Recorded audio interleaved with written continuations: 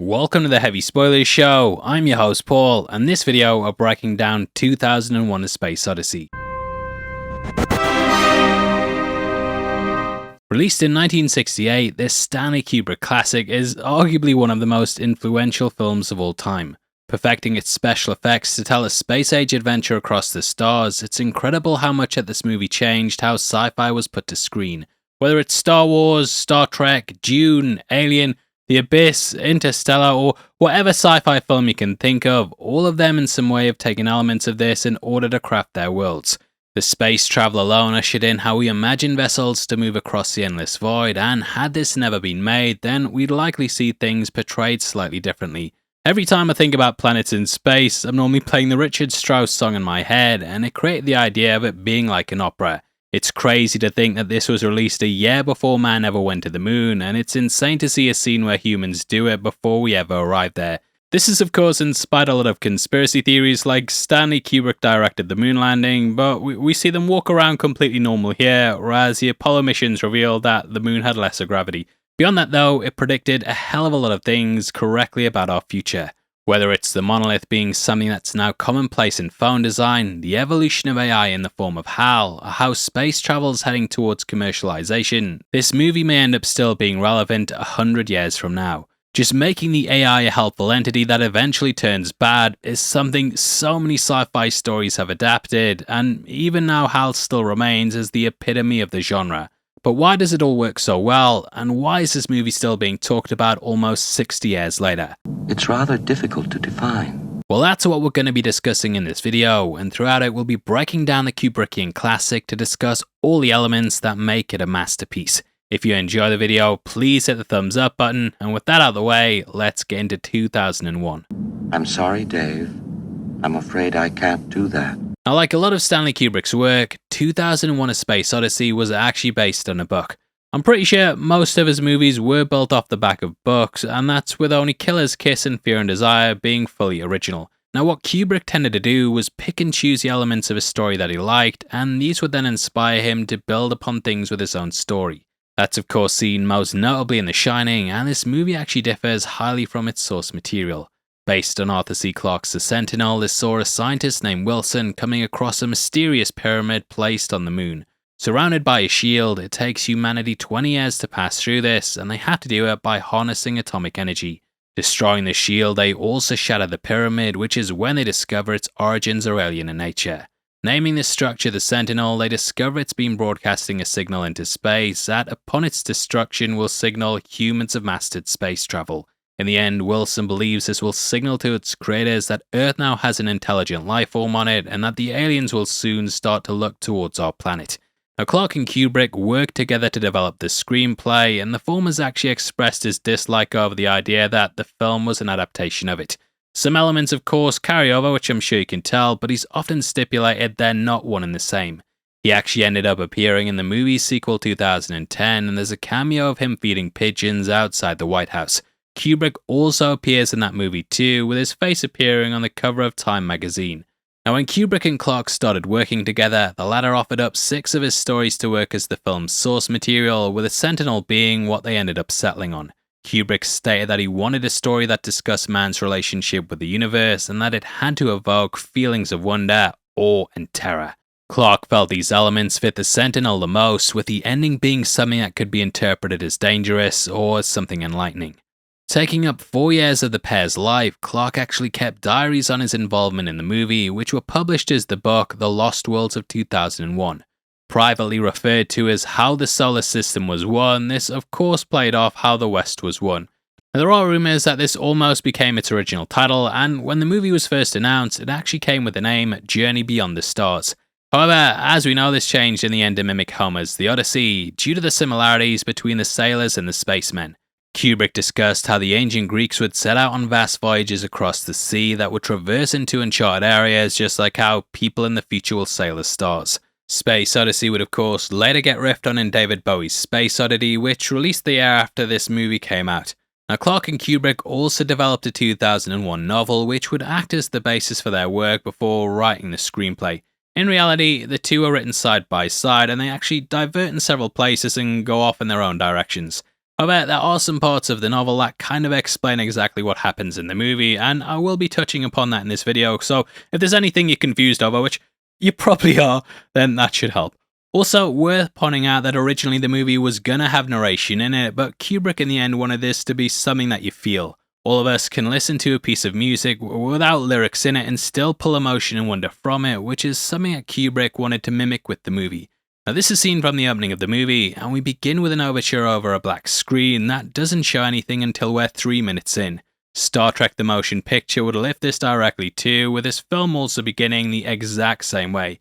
If you watch that movie, you can see how much they took from this, and it's clear the creative team jacked a lot of 2001. The Now Playing podcast discussed this in greater depth, and they talked about the behind-the-scenes issues that actually happened with the music. Normally when someone's editing a film, you use what's known as a temp track, and this is to give you an idea of what the movie will be like with music in the background. They actually had hired a composer to write music for the movie named Alex North, who'd worked on both Spartacus and Doctor Strangelove with Kubrick. However, Kubrick fell in love with the temp track so much that when the actual score arrived, he just ended up not using it. North apparently showed up to the premiere believing that his score would be part of it, only to find out that it had been nixed at the last minute. Didn't all go to waste, as he reused it in a film called Shanks, but it's crazy to think the iconic music in the movie could have been totally different. Now, they also approached astronomer Carl Sagan on how best to depict the extraterrestrials, which is when the film took a really interesting turn. Kubrick was of the mind that the movie should have humanoid aliens, whereas Sagan stated that beings like this would be completely removed from humans. In the end, they decided that the best thing to do was to depict superintelligence rather than physical beings that populated the movie. Now from here, they developed the AI, who was originally supposed to be named after the Greek goddess Athena. Acting as a servant to those on the ship, she underwent major changes, which the rest of the film then followed. There was originally a different monolith, and the final destination was supposed to be Saturn. However, its rings were too difficult for the visual effects team to mimic, and in the end they ended up settling on Jupiter. The movie was also going to end with the Star Child destroying nukes carried in satellites across the skyline, which was dropped due to being too similar to Doctor Strangelove. Not sure how similar it is beyond the nukes, but this does actually explain the meaning behind the famous jump cut. In the film, he watches a bone is thrown into the air, which then cuts to a satellite just above the Earth. This instantly fills in millions of years of our evolution and lets the audience know how far that we've come. The book explains that the satellite's actually harboring a nuke, and the cut from the bone shows the creation of our first weapon, which is then matched with our ultimate one. If you look closely, you can actually catch the US Air Force insignia on it, and almost all the ships in the film have military symbols on them. This includes Germany's Luftwaffe, the Egyptian Air Force, and Chinese Liberation Army, which adds to the idea that it's all been linked in with weapons. Territories now extend to space, and we have satellites above us monitoring us all. Either way, once this was all worked out, pre-production began, and taking place at Shepperton Studios, they built several sets. They also made sure to develop all of the special effects so that they could be done in camera, as blue screen and matting degraded the quality of the film. This is why the original theatrical releases of Star Wars, they don't look like this, and though they of course got redone for the special editions, if you go back and watch those early cuts, yeah, they don't hold up like this does. Kubrick also had extremely intricate models made that gave a real sense of scale, with the Discovery 1 being 55 foot long. Now, they employed actual engineers for the film and told them that they had to handle the design like they were sending real astronauts out to Jupiter. The reason that the neck of the Discovery is so long is because they realized that in order to propel the ship that far, they'd have to use nuclear power, and the engines would need to be far away from where the crew were so that they wouldn't get radiation poisoning. It really takes this film to the next level, and to me it's what separates it from the 1950s B-movie pulp stuff that of course preceded it. As for the set, they built an entire rotating one, and this was used at several points in the movie. Based around a Ferris wheel, this costs $750,000, which back in the 60s would be equal to about $6 million now. Securing different elements within the wheel, they managed to do several shots where things rotated around to give this idea of artificial gravity. We've of course got the air hostesses, and there's a moment where Dave climbs down a ladder while Frank sits on the opposite side of the room upside down. The actor had to be strapped in order to create this illusion, and it gives the impression that this is an otherworldly film. Even things as recent as Guardians of the Galaxy Volume 3 contain shots where characters run around in a circle upside down, but they don't look anywhere near as good as Kubrick doing it in the 60s. They also employed techniques like using slow motion to make characters seem like they were floating at points, and wires were employed for the zero gravity effects. Now what's wild is that this film was obviously shot during the space race, and Kubrick was actually worried that by the time the movie released that a lot of the stuff in it could be debunked. Taking out an insurance policy, he thought that humans might find life on the moon or something before it got released theatrically, and this was kind of its own race to get it out before humans actually caught up. Anyway, that takes us into the movie itself, which is without dialogue for about the first 25 minutes. The last 20-ish minutes of it are also absent too, making the actual characters speaking really minimal. Again, this was Kubrick hammering home the idea that this should be something you feel, because explaining it robbed us of our own interpretations. Clarke actually said that if anyone walked away from this movie fully understanding it, then he feels like both he and Kubrick have failed in what they set out to do.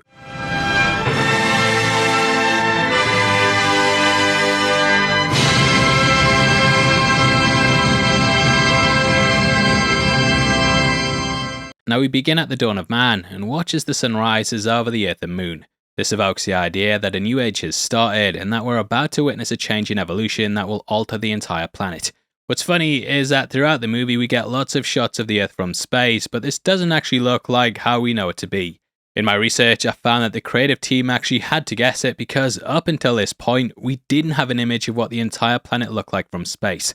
The first photograph of the Earth as a whole was taken in 1972 by the Apollo 17 crew, and the picture named Blue Marble gave us a much better idea. This is why the continents aren't there in the film, as Kubrick thought the atmosphere might stop them from appearing.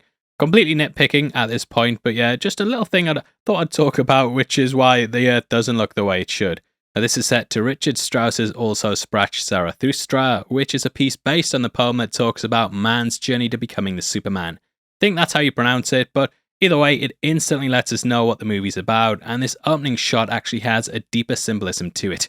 Both the sun and the crescent moon aligning, something that ties in with the ancient Persian religion, which is known as Zoroastrianism. This featured the prophet Zarathustra, which the music itself is of course a reference to. Now littered amongst this, Kubrick also wanted black and white interviews that featured scientists discussing Earth life.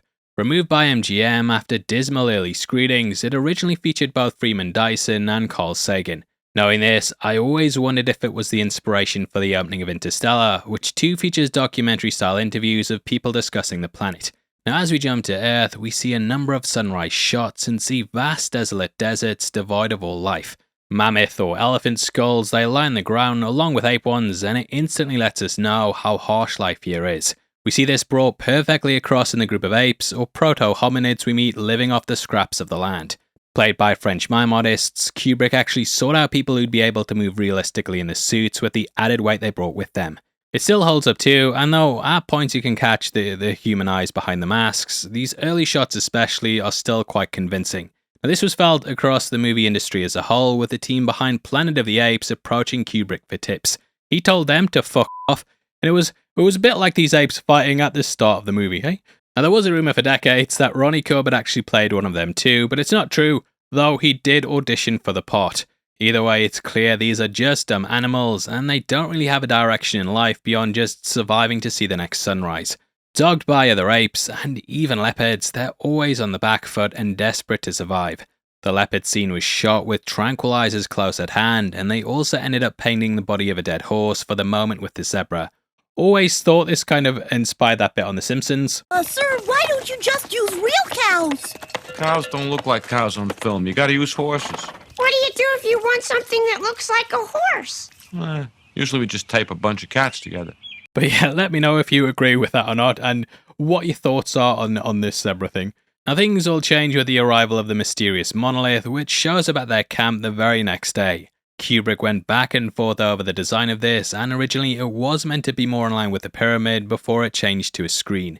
This was supposed to have a video showing the apes how to make fire and weapons before they finally settled on this plain black monolith. Mainly made like this because of time constraints, they went with a plexiglass plate due to the design team saying it would be the easiest thing to assemble. Kubrick went with this, but after seeing it on set, he thought it looked cheap, and thus they went with the black matte surface. It's difficult to think what this movie would be like without it, and this haunting alien shape looks completely unnatural against the rocky landscape. There's just something so off-putting and unnerving about it, and with the score, you can definitely feel the horror vibe that Kubrick was going for.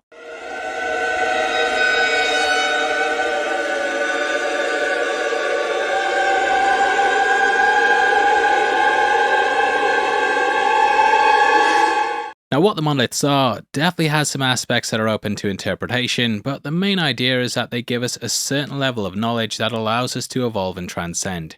Throughout the movie, we encounter 3 of them, but the second one on the moon actually has a different purpose. This, as we know, sends out a signal, and it's sort of an alarm that reacts to sunlight. Buried beneath the lunar surface, a civilization would have to evolve to the point it could dig it up, which then triggers it. This then sends a signal out to the other monolith near Jupiter, which scientists track and then send the discovery out to. They're somewhat probes sent by a higher life form, and basically they help to track progress before then giving us more information that then leads us to go to the next step. Now, you could argue there's a darker side of these things, and there's a lot of debate online over whether it taught the apes how to kill through using weapons, or if it just gave them more knowledge which led to them figuring that out. I don't think it tells us how to kill, but the film is laced with the idea that when consciousness goes to the next level, that comes with it the desire to then kill. This is also seen in HAL, who we'll talk about more later on in the video. However, it's worth bringing up that when HAL gets to a higher level of consciousness that he tries to kill the entire crew, possibly linking back to this idea. Either way, I think the main theme is that technology always leads to death, and whether it's weapons or AI, it all comes with a cost. Now, jumping around the monolith, one of the apes finally touches it, which leads into the others all doing it and then gaining this knowledge. Don't know why, but I love the performance of the ape going back and forth, deciding whether to actually put a hand on it, and it cracks me up a bit watching it decide whether to do it or not. All discovery has an element of danger to it, but in the end, curiosity gets the best of us.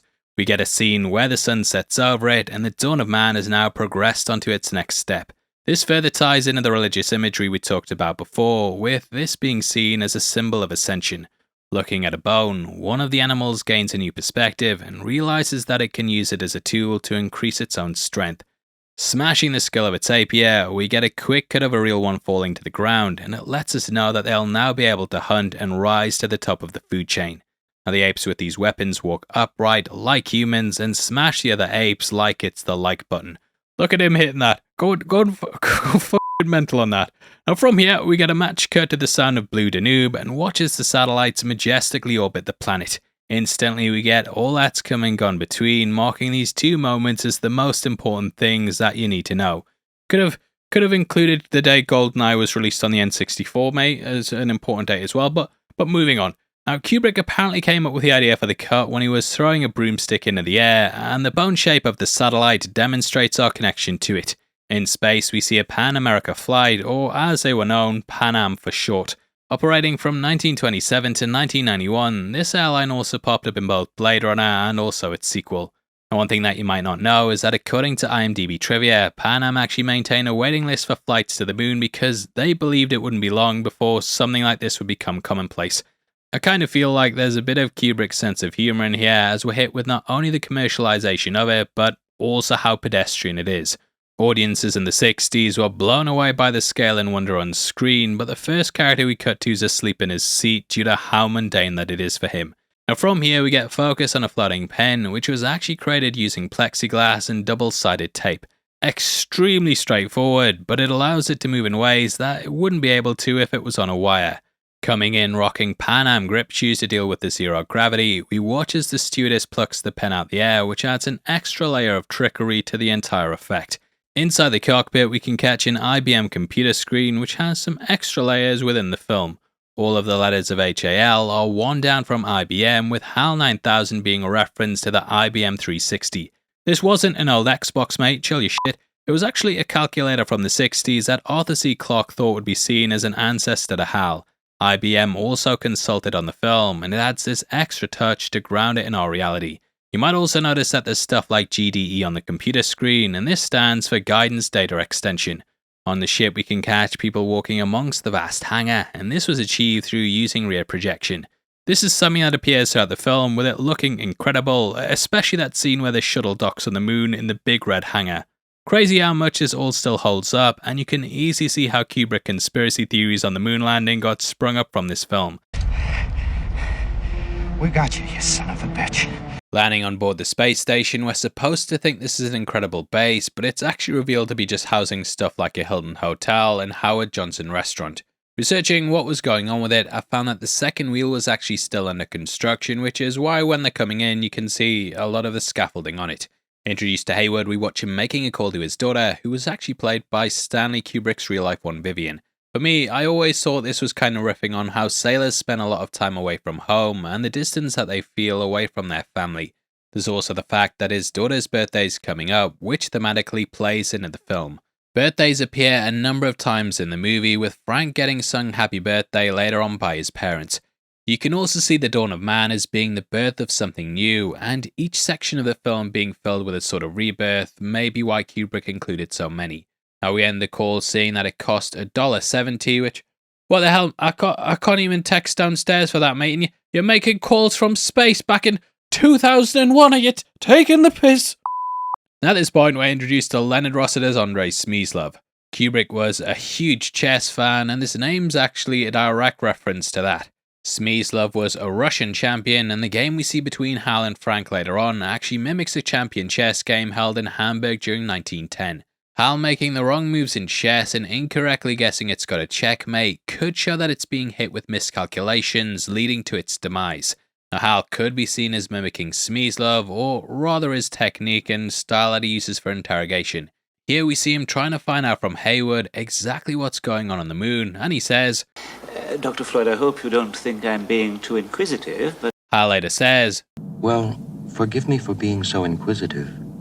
It's kinda apologizing for asking questions, whilst asking questions to ease the person into thinking they're not actually being interrogated. After Hayward leaves, the group start talking Russian, showing that this is a sort of comment on how information between the two countries is still being withheld.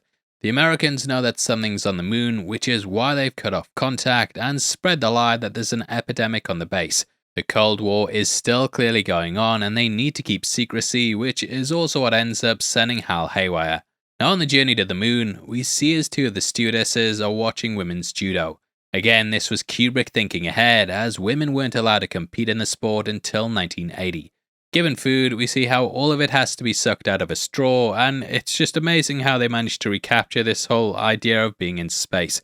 We also get instructions for a zero-gravity toilet, and though you can't read what this says, Kubrick actually wrote out the entire thing so that it could be used here in the movie. Again, it's got that sense of humour where you can imagine someone's just bursting for a wee and they have to stand there and read this overly long list of instructions before they go. Now inside a meeting room we watch as the group discuss the mission, which is when Hayward actually gives away what it is they're searching for.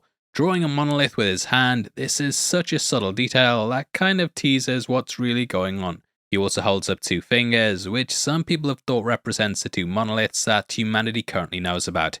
Spoiler alert. Heading out to the moon's surface, we hear the eerie music of the monolith creeping in, and its discovery again carries this idea of terror to it. After they approach it, it lets out this high-pitched noise, which is when we get another shot of the sun directly above it. You might think that this kills all those who go to inspect it, but come 2010, we learn that Hayward is still alive. His character is recast and he's played by Roy Scheider, with him trying to get to the bottom of what happened with the discovery. We also get a message from Hayward later on, which triggers after HAL is shut down, and it talks about the monolith on the moon, so he had to still be alive. Still though, if you didn't know this, you could easily think this was recorded before the mission happened, but this event had to happen for them to then go and do the mission. Hope that makes sense, but yeah, even the way it's played in the scene, you do kind of feel there's an evil side to the monolith, which is of course aided by the music. Anyway, from here we get to 18 months later, and these are the scenes that I always kind of remember when I think about this movie. Just in the same way, when I think about Full Metal Jacket, I think about the training camp. This is always what comes to mind with 2001. This is a major time jump of 18 months as well, and if that leaves you confused, it's because the stuff with Hayward took place in 1999. This is now 18 months later again, so that's what brings us up to the titular year 2001. Anyway, we see as the Discovery moves through space, and George Lucas admitted that this round structure at the front actually inspired the design of the Death Star. Watching another round room, we catch Frank running in a circle because in space on this ship there's literally nothing else to do. We can also catch the other passengers in suspended animation, lying with their deaths being foreshadowed by the coffins that they're in. Watching him and Dave as HAL, an unblinking cyclops that never sleeps, eats or needs to rest.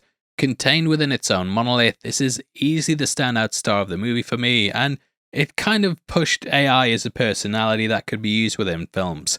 That red eye would end up becoming synonymous with the machines in the Terminators, and even stuff like Knight Rider, it has this sort of red eye thing to it. Anyway, on the desk we can catch Frank watching a BBC 12 broadcast on what basically looks like it's an iPad. The entire thing is an interview explaining space travel whilst also introducing their co-pilot HAL, said to be incapable of error. We of course know that was a f***ing lie, and you might be wondering why HAL goes halmicidal. Now this is something that's been theorized for a while, but both the novel and sequel explain exactly what happened. You obviously don't have to take these as what went on, but they say that the main issue is having to conceal the truth of the mission. HAL is supposed to be open, helpful, and in aid of the crew, but having to hide this causes a conflict within it. Now the way I read into it is that HAL was instructed to keep the mission secret above all else, but the closer that they got to Jupiter, the more impossible that became. Keeping it secret also means that it can't let the rest of the crew find out, and thus it attempts to kill them in order for the mission to remain classified. This to me is what causes it to misdiagnose the issue on the ship, but I also think that HAL fears for its own safety too. We're told that it thinks just like a human does, and seeing the two pilots planning to switch it off likely made it fear for its own life.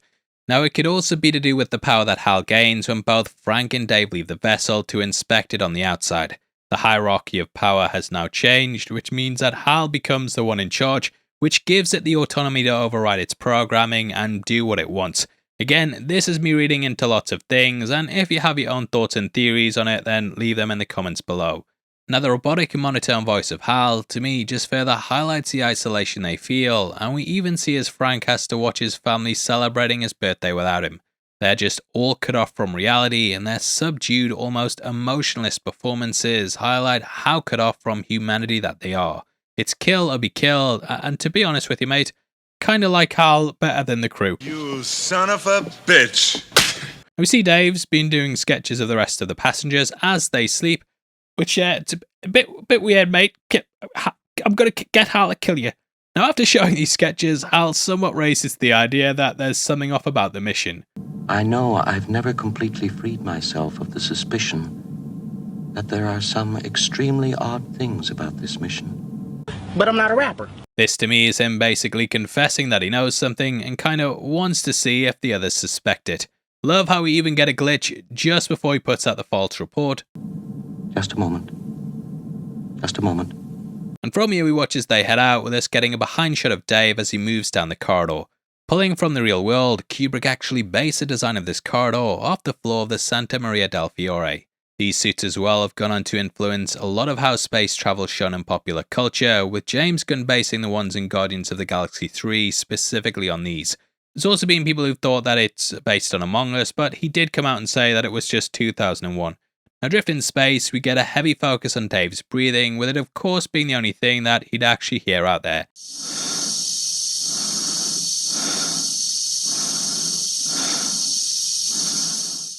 Again, this was like nothing that had been seen before, and it's this mission that leads them to suspect that something's off with HAL. They get a report from Mission Control with a guy saying HAL 9000, and that's because Niner is said instead of 9 when it comes to aviation to avoid being confused with the German word for no. They go to then hide in a pod, and HAL reads their lips, which is when he discerns that he's in danger. We actually got a little clue to this earlier in the chess game as Frank mouthed this strategy out, and HAL used this as a way to plan his moves ahead. George Lucas also gave a nod to this movie in The Phantom Menace, and you could actually catch one of the EVA pods in Watto's junkyard.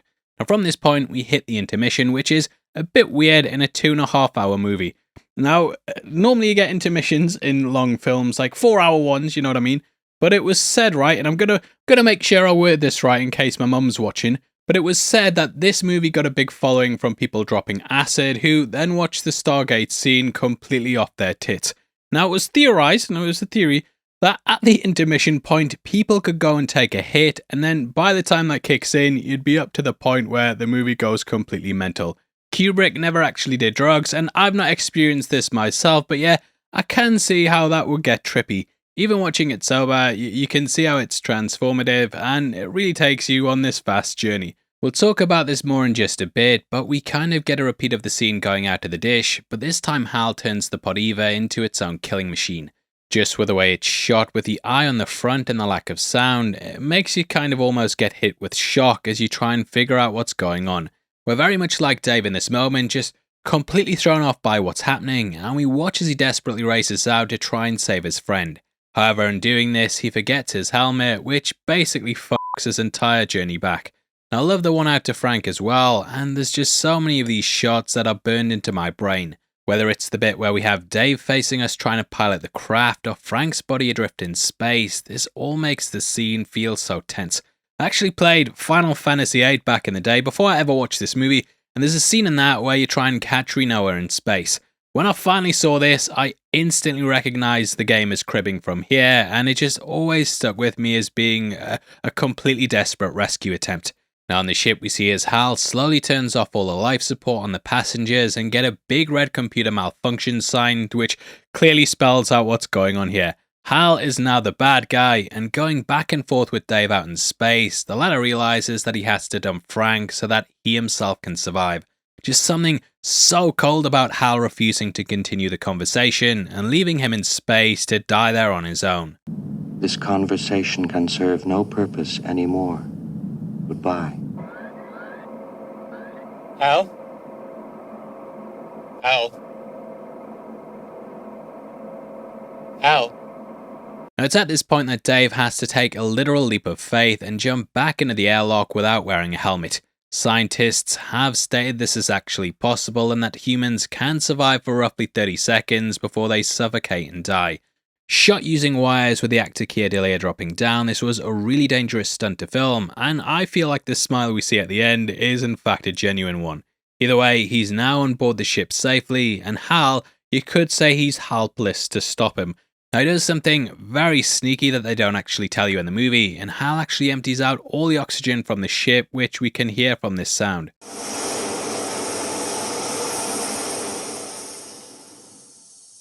This is explained in the book, and this is why Dave in the next scene puts on the green helmet, and also why it's absent of sound as he moves through the corridors. Just what do you think you're doing, Dave? Going into HAL's brain, he starts to pull it apart, and at this point it sings the song Daisy. It's called Daisy. Daisy. Daisy. Give me your answer, do. This actually has ties to the real world, and it was actually the first song ever sung by a computer. Daisy, Daisy, give me your answer, do. I'm crazy, all for the love of you. Kind of makes you feel sorry for it, and this was intentional with both Clarke and Kubrick wanting HAL to be childlike. Stop, Dave. I'm afraid. Now, they actually had a disagreement with this, as Kubrick wanted the AI to be 9, whereas Clarke thought it would be better if it was 4. He ended up putting it in the novel, and 30 years later, Roger Ebert held a party for HAL in Urbana, Illinois. This was said to be the place that HAL was born, and both Clarke and Kubrick, they were formally invited. Clarke showed up, whereas Kubrick didn't, and he said this is because he was actually born in 92 instead of 97. I became operational at the HAL plant in Urbana, Illinois on the 12th of January, 1992. Now all its begging makes it clear that it doesn't want to die, and watching its mind slowly being stripped away is a sad send-off for the character. Did you hear this, AI bots? I said something nice. Make sure you just enslave me instead of nuking me in the future. Now, killing HAL triggers a message from Hayward which reveals the truth. From here, the Discovery finally reaches the monolith, and at this point we watch as the pod travels towards it. The planets align, and from here we're taken through a psychedelic journey across space and time. Achieved by using slit-scan photography, they threw in thousands of high-contrast images, circuits, crystalline structures and more to create the vast things that we see. They dropped water into paint, zoomed in on it at a microscopic level, created artificial clouds, had chemicals swirling into pools, and used photonegatives to give this its effects. It's absolutely incredible, and probably still the gold standard for transformative scenes. James Cameron even aped it a bit in his movie The Abyss, but to me this still stands as being the best. It's so abstract, and I love the little cuts of Dave screaming as he's unable to comprehend what's really going on. makes him an abstract being unto himself, and from here he's taken into a very strange room. Now chances are, if you haven't read the book, then you have no idea what this is. It's actually meant to be a sort of observation room where the aliens can study him and watch as he undergoes his death and then rebirth. Described as being like a zoo, it's kinda like how we can recreate elements of a habitat for a certain species, but we're not fully able to recapture it in all its glory. The book has a section discussing how Dave picks up a cereal box and upon opening it finds there's just a blue moist substance inside of it that, though it looks nice, you wouldn't really want to eat it. Now he also tries to read the books on the shelves, which are just solid blocks without any pages in them. It's been built like this to comfort him, but it doesn't really come close to what it's been based on. Again, there's just something so unnerving about it, and watching Dave glance around the room to see himself aging, and then jumping to that perspective, it's got this entire thing that just really sticks with you. It's almost like looking into the future, and then you become it, and it's such a trippy way to handle the passage of time. Saying trippy a lot, but yeah, if there was one word to describe this movie, I'd say it's probably that.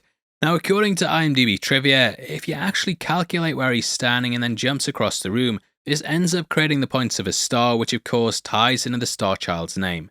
You can kind of feel a horror here of almost losing yourself and watching your life pass by in the blink of an eye. Now in the end, Dave's eventually taken to the point of death, and we watch as he lies in bed with the monolith at the foot of it. Reaching out to it, this entire moment itself is meant to resemble a creation of Adam by Michelangelo. Eventually, he becomes the Star Child, changed and ready to return to Earth. And change it did, with this film becoming one of the most influential movies that anyone's ever seen. I don't care what you say, you have to admit that at least. Now, like a lot of Kubrick's work, it initially got skipped over, and this movie actually bombed on its release. MGM wanted to pull it back, but theatre owners asked them to keep it in rotation because lots of younger adults were attending screenings of it. They were stoned, but this allowed the movie to become a financial success, and the word of mouth carried it. John Lennon apparently loved the movie so much that he bought out an entire year's worth of tickets, meaning he could just rock up to the film at any time of day to go and check it out. Now, this was obviously before home video, but urban legends like this have added to its appeal. This dropped at the perfect time too, when the moon landing and space race really came to the forefront of the zeitgeist, and it also bagged Kubrick his one and only Oscar. Picked it up for visual effects, and you can easily see why too, as I think even if this film was released today, it would stand a pretty strong chance of winning. Everything about the movie, it just feels authentic, and when googling the film, I couldn't believe it, but there's actually showtimes for it at a couple of my local cinemas. So it's obviously had a massive, insane legacy, and whether you like it or not, that's up for debate, but I think all in all, what it's done for cinema, that simply can't be denied. I really hope you enjoyed our breakdown of the film. I certainly have, and I'd of course love to hear your thoughts on the film below. I've had a blast doing these classic movie breakdowns in general, and I can't believe how many of you guys are signing up to become members. All you have to do is click the join button and you'll get early access to these videos so you can watch the classic movie retreads before anyone else. It means the world to me and the team, and our next video is going to be The Empire Strikes Back before we go to another sci-fi classic in the original Starship Troopers. If you want to watch our breakdown of A New Hope, then that'll be linked on screen right now, and we're of course also going to be doing Ahsoka week to week too, so I hope to see you back at the channel soon. This is getting recorded before Ahsoka releases, but just the way the editing team, they've got a lot on that might release after, but yeah, make sure you check out those videos if they're on the channel already. Now with that out of the way, a huge thank you for clicking this. I've been Paul, and I'll see you guys next time. Peace.